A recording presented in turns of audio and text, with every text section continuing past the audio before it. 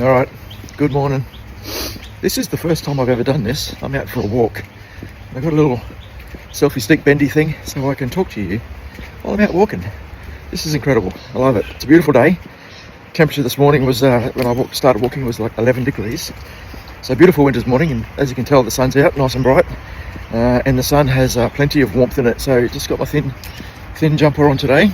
I'm planning to do this trail, and on the other side of this bridge down here is like 500 steps to the top of a hill up to Elizabeth Lookout is my plan for today. And from there I'll either make the decision to turn around and come back downstairs and back this way, or do a loop around and back to my original destination, which is Glenbrook. And this path, well, look at this path, right? It's a beautiful, nice and neat path that they only just upgraded last year, I think. So last time I walked on it, like a couple of years ago, was it was a trail path. It was all rocky, but now it's a bit nicer for us, which I don't need. I actually prefer rocky, bumpy. Something to think about, having to negotiate different things. It helps with my mental clarity. It helps with so many things when the road is a little bit more bumpy. I think you just get better. Whereas this road, this trail is far too easy. Having said that, wait till I get to the other side of the bridge. That'll open your eyes. This path, it's a Knapsack Trail, I think it's called. Effectively, Sydney is reasonably flat from the coast all the way into the western suburbs where I am now, where the Blue Mountains start. And then bang, Blue Mountains, you know, they're 800 feet high, whatever they are roughly, at the base here where I am. But I'm sort of I'm walking along a trail that's sort of halfway up the mountain. If I look to my right, it's just downhill, straight to Emu Plains and Penrith. And if I look up to my left, it's all uphill. So I'm sort of halfway up that mountain ridge. Well, probably 3/4 of the way, almost near the top. And it's a beautiful walk. But there'll be some pretty cool things to see soon when we get down to Knapsack Bridge, which is a pretty awesome spot. So where am I at the moment? I'm thinking my head is currently not in the game. It's really okay. It's really pissing me off.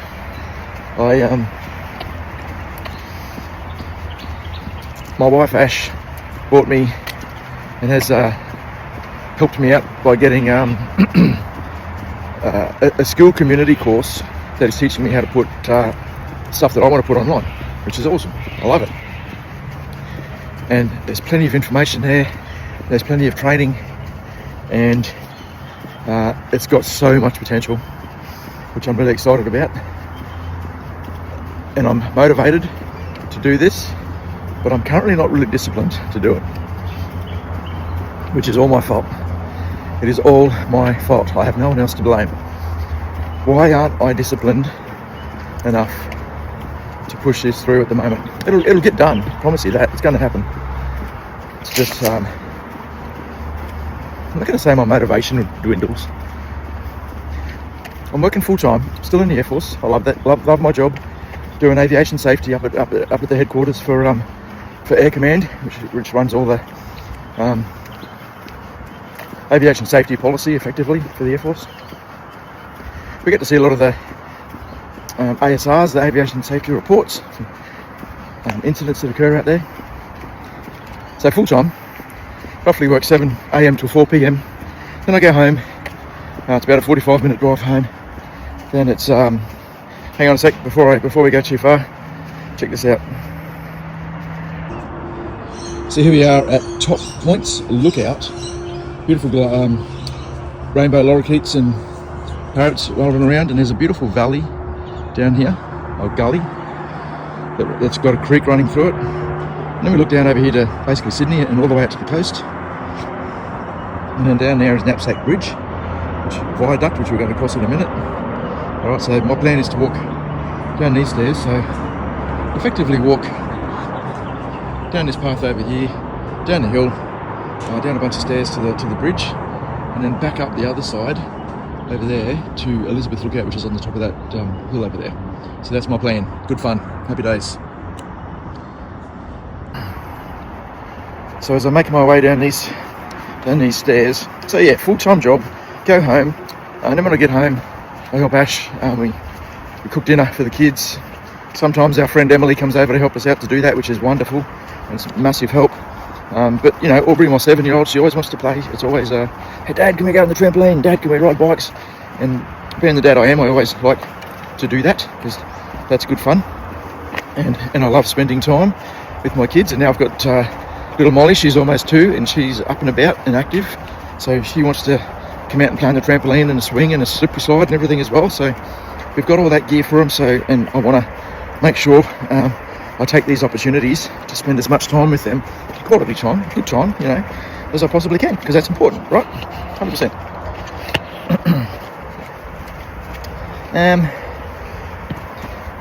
But yeah, we have dinner. I put them to bed, and I'm pretty lucky. We've got Ash.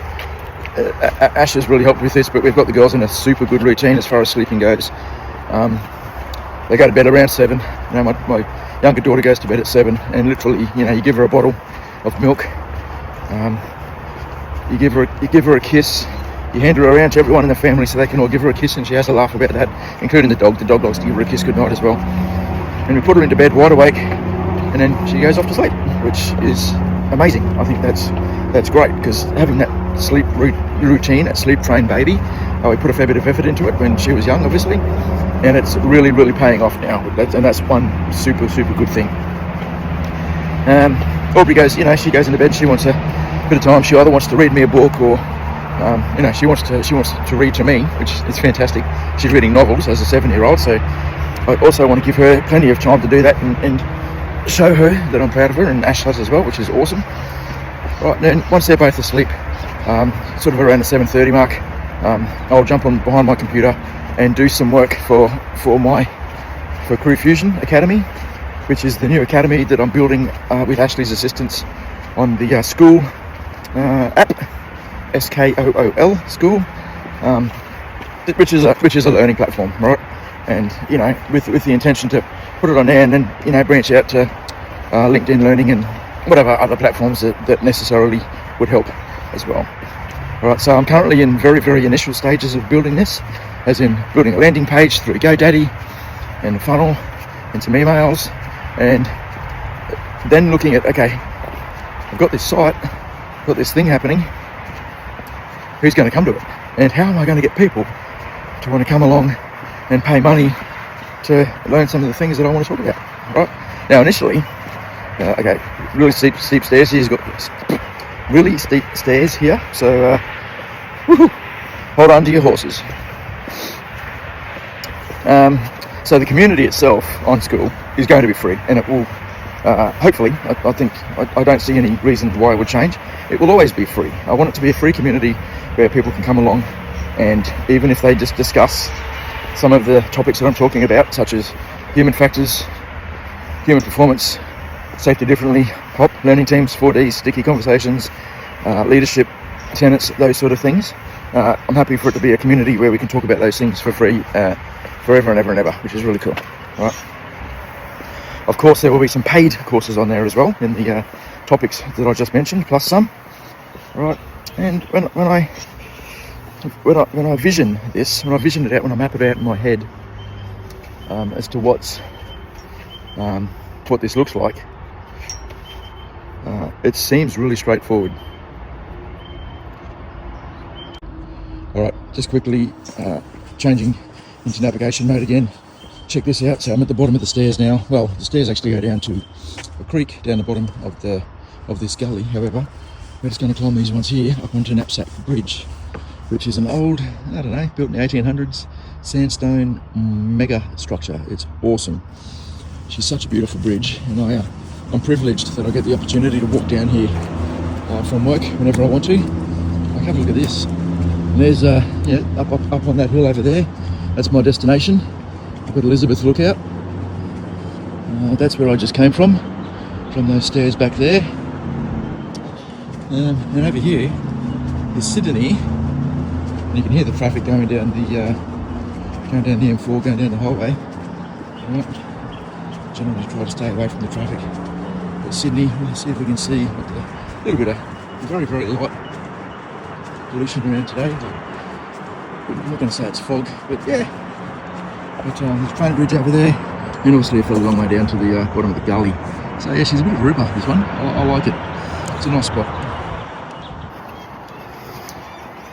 So as I pull my sleeves up, because I know I'm just about to warm up going up these stairs, and my heart rate's going to increase, and my breathing's going to struggle, and all that sort of stuff.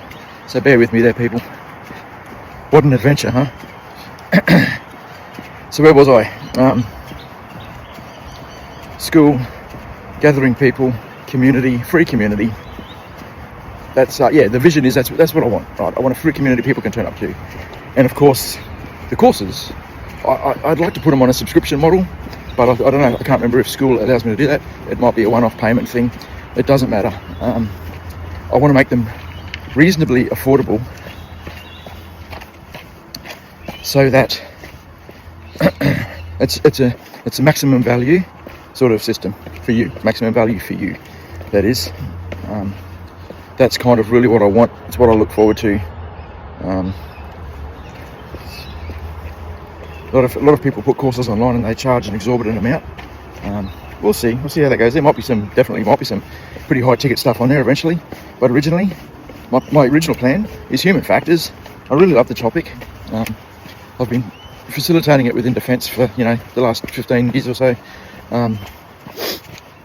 But I feel that within defence we have NTS, the non-technical skills program, which is good. And we have a heap of really qualified and really experienced people, running those programs, and they're freaking awesome to watch.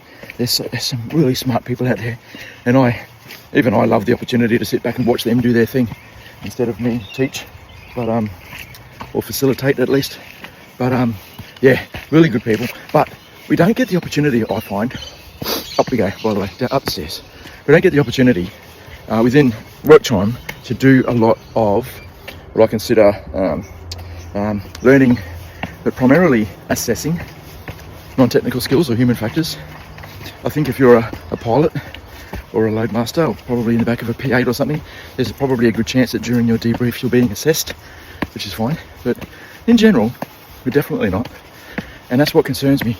So having a free platform that ADF members can actually, and ADF members are going to be able to access the whole course structure for free for human factors, because I don't want to charge them.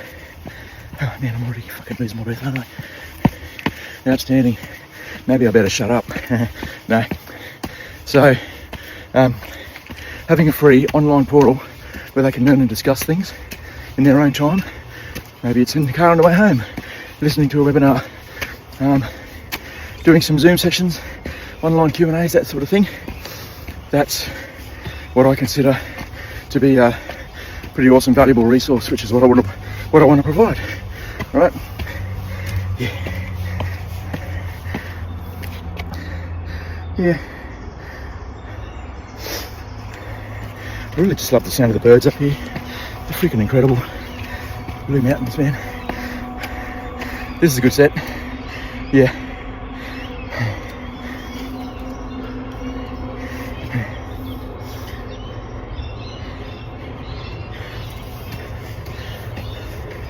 But human factors aside, and obviously that human factors training will be as contemporary as we can provide it. There's lots of old structured courses online, available. I want to make it as new and modern as possible. I want to bring people in that can help facilitate. It's not just going to be me. I'd put you to sleep in no time. Whether it's a experienced pilot, fighter pilot, or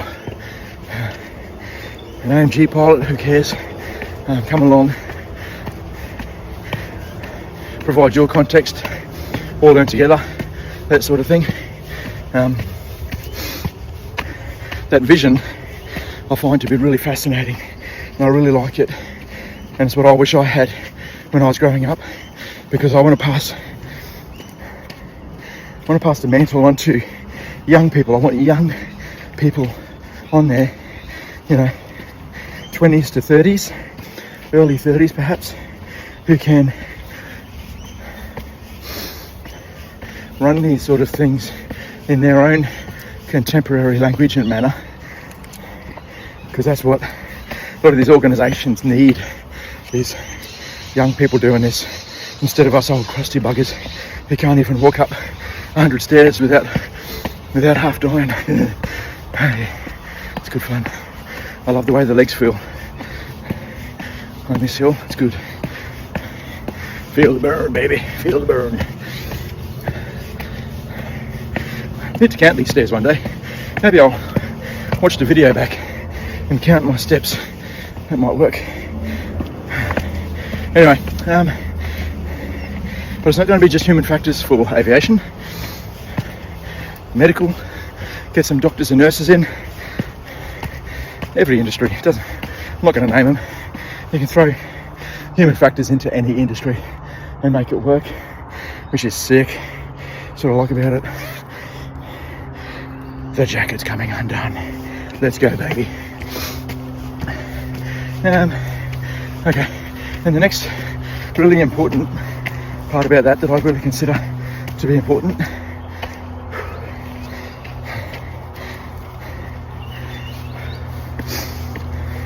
how does human factors relate with artificial intelligence? What's going to happen when we've got an AI robot in our lives? Optimus, there's plenty of other ones, but Optimus is really the most prevalent at the moment. It's actually available to buy, and you know, I reckon within 5 to 10 years they'll be like the iPhone, and I'll have one with me on this walk so it can carry me up these damn stairs. Wouldn't that be cool? No, defeats the purpose. But how do we communicate with it? Even now, so I'll get online and talk to Grok or ChatGPT 3, 4, whichever one we're up to now. I think it's 4. Have a go at this. So simply just chatting to Ara, as she is on Grok, man, it's really challenging, isn't it? You know, you might have something that you want to say and she'll interrupt you and she'll start answering your question. Mind you, in the background, she still listens, is still computing an answer, still working on it, but it's from a human conversational point of view, it's a bit clunky. Right? If someone started interrupting you halfway through your sentence and started saying, yeah, I've got an answer for that, yeah, it's like, yeah, it's a bit annoying. All right, especially me. I like to, when people are talking to me, I like to listen. I really do. I want to listen to the whole sentence the best I can. My wife, Ash, might tell it somewhat differently from time to time. Sometimes we have fails, but I like to listen, and conversely, I like to be listened to. At the moment, Ara doesn't know when to listen and when to talk. She's got a bit of an idea, but it's, as I said, she's a bit clunky. Amazing, trust me, it's incredible what it can do. It's fucking absolutely fascinating having a conversation with an AI chatbot. I think it's fucking cool. It really is. It's radical, right? But what is the human factors element to communicating with it? Right, and that's just talking to something on my phone.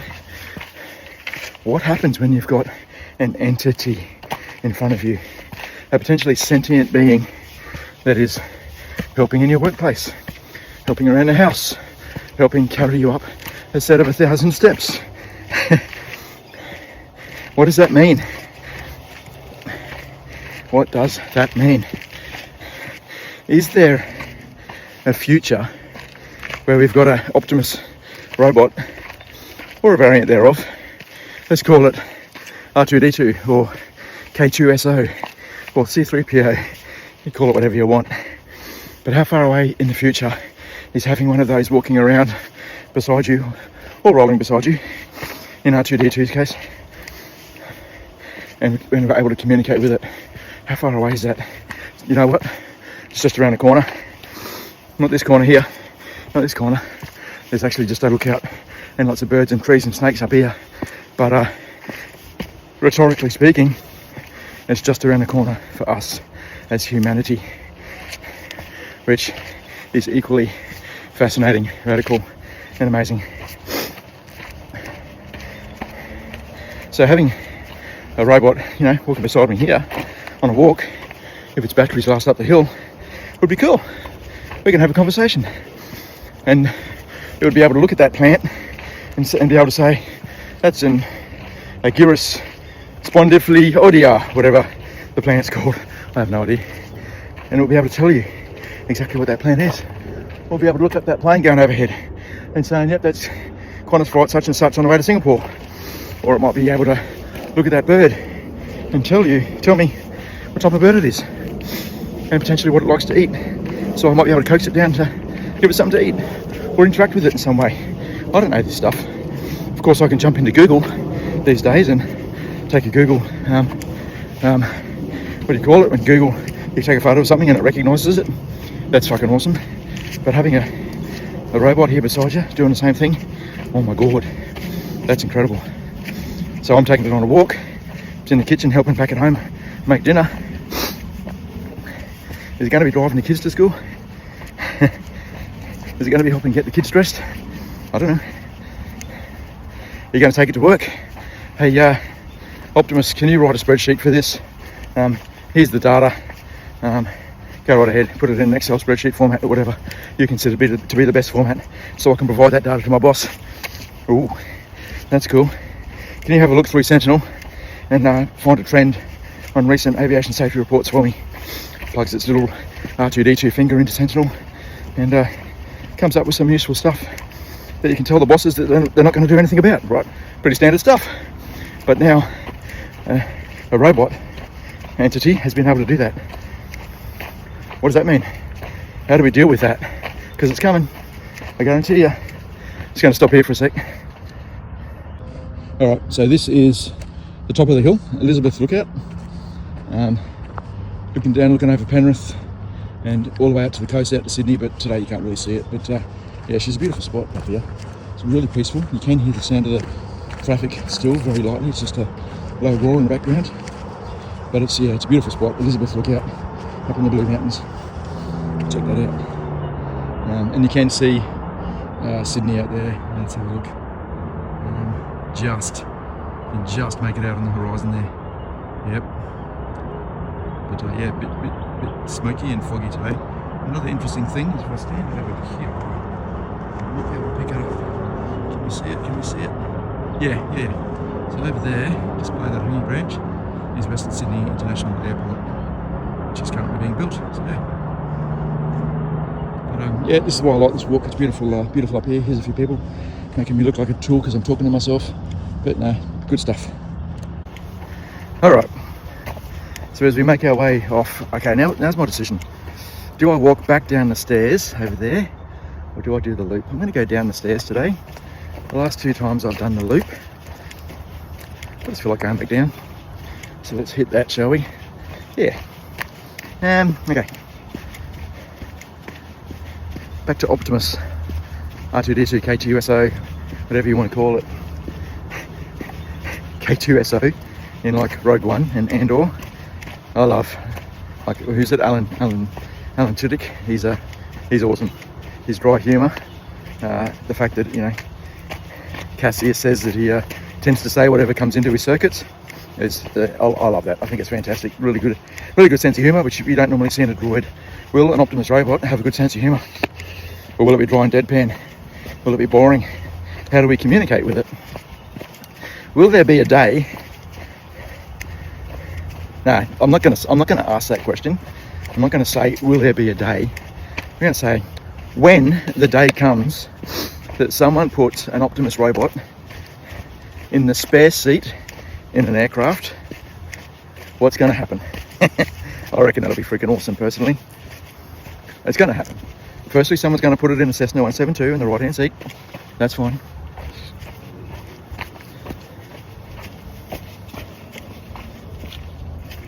G'day mate, how you doing? He's going up, I'm going down. I feel your pain, brother. Someone's going to put it in the seat, in the spare seat of a Cessna 172. Maybe it might sit in the back first and be a passenger. Then someone's going to put one in the third seat of an airliner as a second officer. Then someone's going to want to put it in the right seat of an airliner as a co-pilot, first officer. And then someone's going to want to put it in the pilot seat. It's happening, folks. It's going to happen. I guarantee it. Someone will come up with the software in order to make it extremely possible. The software's out there, to be honest. All right, there's drones flying around every day. The software is there. All right, for automated aircraft flying. Right, what happens when you put a sentient being in the driver's seat and actually see what's going on? What does that change? Are you going to do that in an airliner with 300, 400 packs down the back? All right, these are the questions that I'm curious about. And how do we communicate with it? Does a let's just go with the scenario for an Optimus robot in the third seat of an airliner, so in the middle seat basically. Right, so you've got a pilot and a co-pilot flying the aircraft, and this thing's in the third seat. So, human factors. What changes with communication? Do you have a conversation with it? What questions do you ask it as part of your normal procedures? What questions do you ask it through an emergency, during doing your emergency procedures? What sort of situational awareness does that bring into the cockpit? What happens like if there's an argument in the cockpit between the two humans or one of the humans and the robot? What happens to the task? What happens to the focus they have? What happens to decision making when you have a robot that effectively, notionally has the world's knowledge in its brain, right? All of the world's knowledge. Is the idea that it's going to give you, or the plan that it's going to give you, does it check out? Is it solid? Is it doing the right thing? Remember the movie 2001 and 2010, where you had the computer system, HAL 9000, the red eye, and there was an eye in just about every compartment of the spaceship, so wherever the crew went, they were visible to the red eye, to HAL 9000. And it was awesome, wasn't it? The way they talked to it was pretty deadpan. But it was able to do tasks and answer questions for them and that sort of thing, until it went rogue. Well, or did the crew go rogue and it disagreed with them? Right, that's a question. What happens there? This stuff, these questions just fascinate me. All right. And is there a time coming when someone's going to want it to replace the first officer in the right hand seat? All right. Now, I am not for that. I just want to put it out there. I've said it a few times now. I am not for replacing pilot jobs whatsoever, especially in airliners. All right, there's a really good reason why you've got two humans with their emotions and their knowledge and experience flying that plane.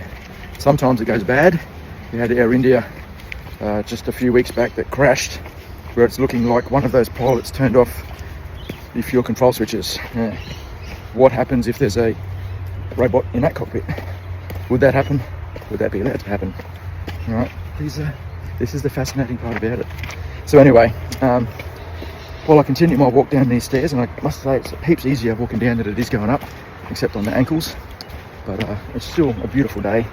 The temperature's really cool, but obviously I'm nice and warm. I'm really just trying my best not to go arse over tit with this fucking stupid long selfie stick sticking out in front of me, looking like a tool. Next time I do this, I'm getting Optimus to hold the camera. Yeah. Yep.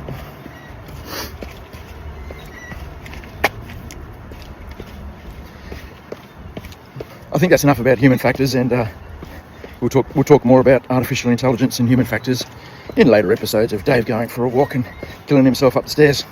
But one of the other major topics I like is the safety differently topic, HOP, human and organisational performance, or as some like to call it, and I think it's a far better and more apt name, is human and organisational potential, because we have the potential to reach that level of performance.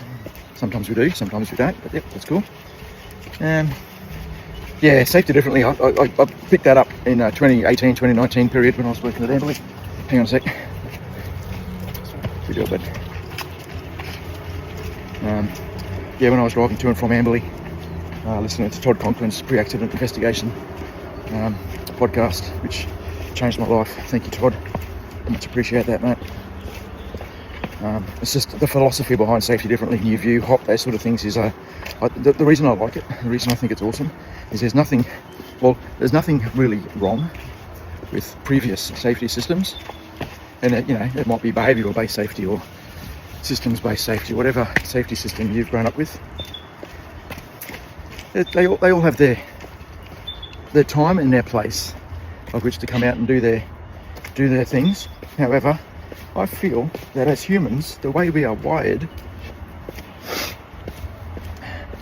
through the amygdala hijacks and what we know, we are wired as human beings to find a scapegoat, generally to take the blame off ourselves if possible. We are wired as human beings to want to blame somebody for various number of reasons, some being might make us feel a bit better if we blame someone else. It's neat when you find someone to blame and say, hey, this guy did this wrong. But safety differently really goes into the systems-based safety, where you're really looking at the whole organisation, right down to each individual person, and getting the best out of everyone and everything in every system. That's the good part. And I really want to bring that thinking of safety into defence. But I'm finding it's a lot harder than I originally envisioned, you could say. Defence is a big beast with lots of pieces, lots of moving parts, and guess what? You actually do safety and defence pretty well, really, in reality. Having said that, the amount of safety artefacts is beyond ridiculous. There's so many of them, it's not funny. The size of those safety artefacts is often way bigger than necessary, and it's all because one person or two people at the top need to sign off on something. It's normally a risk, a hazard that they need to sign off on, so they'll do a risk assessment, and because that one or two people has to sign off on that, the scrutiny that goes into that is quite serious, because they don't want to get in the shit, do they? There's one or two people who think that they'll go to jail if someone dies under their watch. It's a pretty scary system we've set up for ourselves in this bureaucratic world. Bureaucratic world. What a silly bloody play on words, David. Anyways, but when you talk to people out at the squadrons who are flying planes, they always say, yeah, it's the 1%ers. Their safety system is really pretty good, and it's the 1% of things that I don't think of, or something's going to catch them out, that generally comes and ruins their day somehow. There are exceptions to that, of course, right? But generally, that's what a lot of people say, because the safety system is actually pretty good.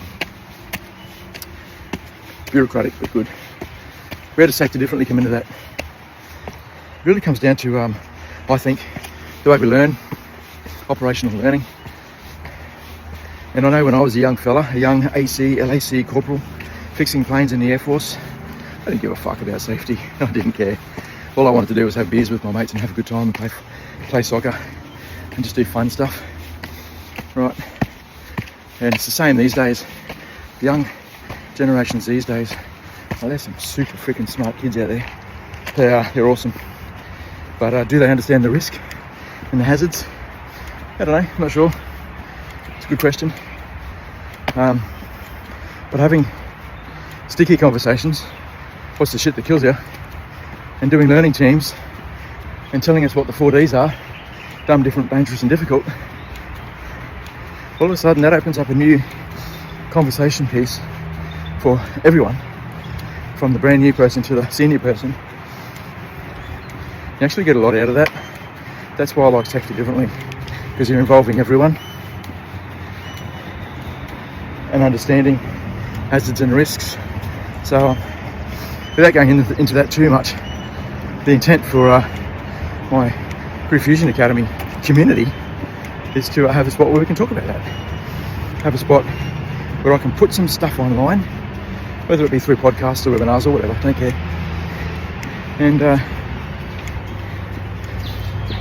And talk about that to a wider audience anytime on automation, which is what I'm really, really very excited about as I walk along here with my selfie stick looking like an absolute douchebag. Yeah. So there we go. That's the Knapsack Bridge again for you. And Elizabeth Lookout, which I was just at the top of. And we're just about to walk up here. And if you look behind me where I'll put it just over my head. Where is it? Yeah, up there somewhere. There's a silver deck. Is that it? Yeah, just above my head there. The silver deck where we're just about to walk to now to go back up the other side to Top Points Lookout. So yeah, what a good walk, huh? It's about 5k loop, which is good. Probably a little bit less with the turning around at the top of the stairs, but that's okay. I'll tell you what, there's a real difference between the stairs on that side versus the stairs on this side. So these stairs here are absolutely terrible. The stairs on the other side are all beautiful sandstone, and they're really well maintained. These ones are sandstone, but they're all eroded and they're terrible. And on this side they're just wooden planks holding the edge of the step up with, they're all eroded in between. It's really hard to climb up these ones, but that's okay. And we've got the Steve Taylor Stairs Challenge plaque here, which is in honour of Steve Taylor, who apparently was a man who really used to like coming and walking up these stairs. God bless him. So good on you, Steve, for inspiring people to do the Steve Taylor Challenge. What a winner. Anyways, so here we are. Up the stairs we go.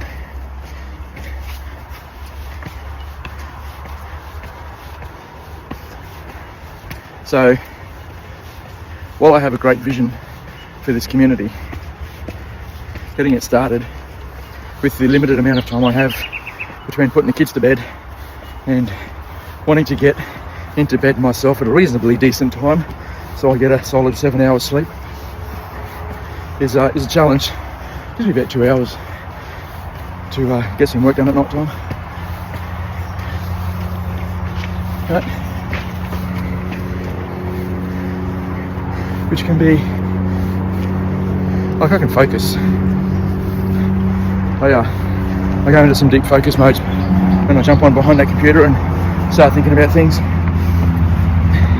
And I'll turn off YouTube and Instagram and all that crap and get shit done. I've got a short attention span. Sorry, no, that's not the right word. I've got a good attention span. I start things and then I don't finish them. 2017, I started a podcast. I started a CrewFusion aviation safety page on Facebook where I talked about every time there was a plane crash or a serious aviation incident, bam, I jumped behind my phone and put it on Facebook. So I was the first person out there to put something online. And it went pretty well for a while. It was good. And I started a podcast. I did a few episodes. Did one with Bucko and Simon Azan and Phil from UAE building nuclear power plants, which was pretty rad. And then I stopped. I think I stopped for a good reason. Having Molly, having a baby, and the workload that went into that, yeah, that was pretty hard. So I had to focus on family for a while there. But now I've got to make sure when I start this that I don't stop. I need to see it through. I want to be 75-year-old Eastie, still online, chatting to people or listening to my colleagues chat to people doing good things. That's what I want to be doing. Handing an awesome community off to my kids so they can carry on a legacy should they see fit, should they see it as worthy. So that's on me, isn't it? I've got to make sure that I build something that the kids want, that the kids want to be involved with, that the kids are proud to be involved with. So that when I'm a doddering old fool who doesn't know what the fuck he's talking about, they can back me up. Oh dear. Happy days, people. Happy days. So that's my vision for the CrewFusion Academy. Now what do I do with this?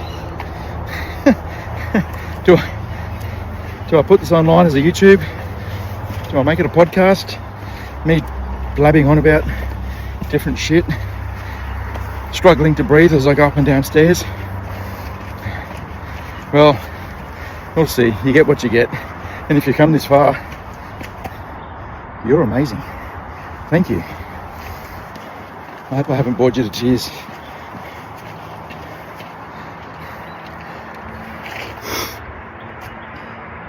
Come and do the Knapsack Trail at some point.